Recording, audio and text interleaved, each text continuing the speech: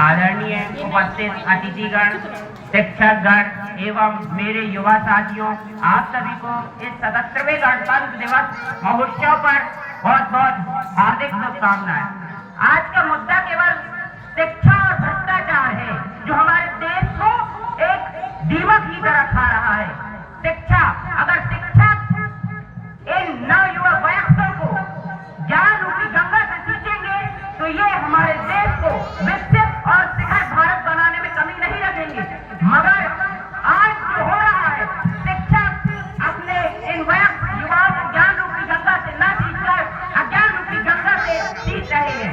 अगर इस पौधे को जल न मिले तो वह ना तो फल देगा और ना उसमें पोषक तत्व रहेंगे। इसी प्रकार अगर एक युवा को ज्ञान से ना सींचा जाए तो वो अज्ञान रूपी फल प्रदान करेगा, जो समाज में अभद्रता देश के लिए बहुत हानिकारक है। समाज के लिए नुकसान, देश के लिए नुकसान, अनेक प्रकार के नुकसान हो सकते हैं। इसलिए मैं चाहता हूँ हमारे देश के शिक्षक कृपया युवाओं के लिए ज्ञान रूपी गंगा से सींचे, जिनसे ये ज्ञान रूपी फल प्रदान करें और हमारे देश को शिखर और उन्नति और आगे बढ़ने के लिए सोपान करें।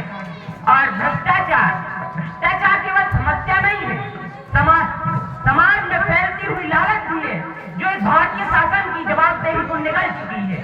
आम जनता के लिए ही भ्रष्टाचार हो रहा है। नेताओं ने भ्रष्टाचार को एक रोग बना लिया है और ये पूरे नींव खड़ी कर दी गई है, जिससे एक बिल्डिंग का निर्माण हो चुका है।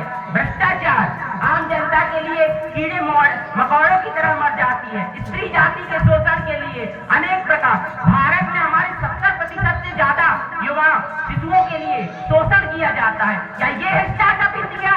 विकास और विनाश को विपरीत तत्व बन चुके हैं।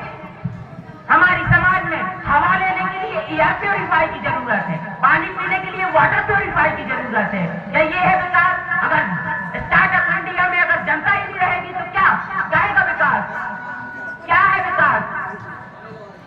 आप देखिए, जापान देखिए, अमेरिका देखिए, विकास किया, वायु को शुद्ध किया, जल को शुद्ध किया। हमें चंद्रमा से उसके प्रकाश लेनी है, ना कि उसके धब्बे लेने हैं। तो आगे मैं इस भ्रष्टाचार पर अपनी गजल की लाइन प्रस्तुत करता हूँ। यही तो सुनना था।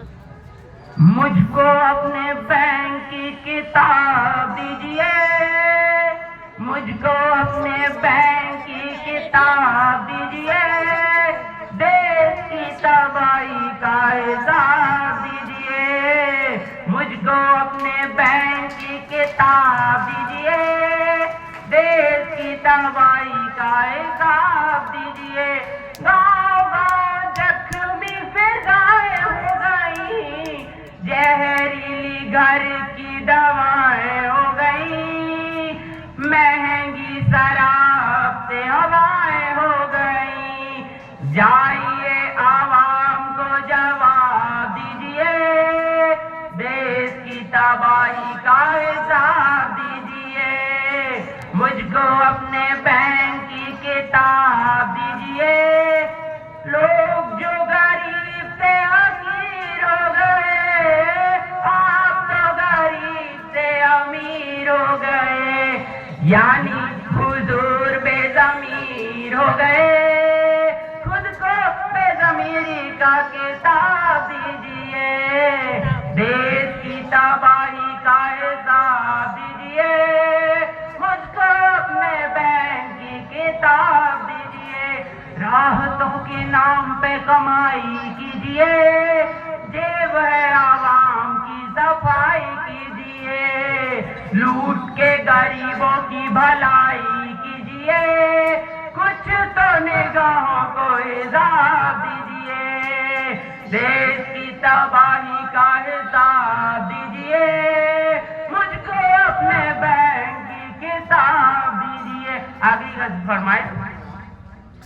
कैसी कैसी देखो योजनाएं खा गए, बेच कर ये अपनी आत्माएं खा गए।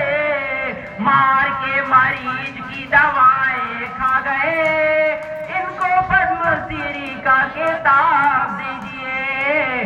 देश की तबाही का हिसाब दीजिए। मुझको अपने बैंक की किताब नेतृत्व, युवा भाषणबाजी, आज के युवा नेतृत्व केवल बयानबाजी बन चुकी है मात्र। तो मैं आखिरी अंत में बोलता हूं, समुद्र में किनारों में खड़े होने से समुद्र कभी पार नहीं होते, किनारों में खड़े होने से समुद्र कभी पार नहीं होते, नभ को निहारने से चांद तारे कभी हासिल नहीं होते, नभ को निहारने से चांद तारे कभी हासिल नहीं होते। दौड़ो इन सीमाओं को खुद को काबिल करो, दौड़ो इन सीमाओं को खुद को काबिल करो, ताकत दो अपने पंखों पर एक और उड़ान करो, ताकत दो अपने पंखों पर एक और उड़ान करो। जय हिंद, जय भारत।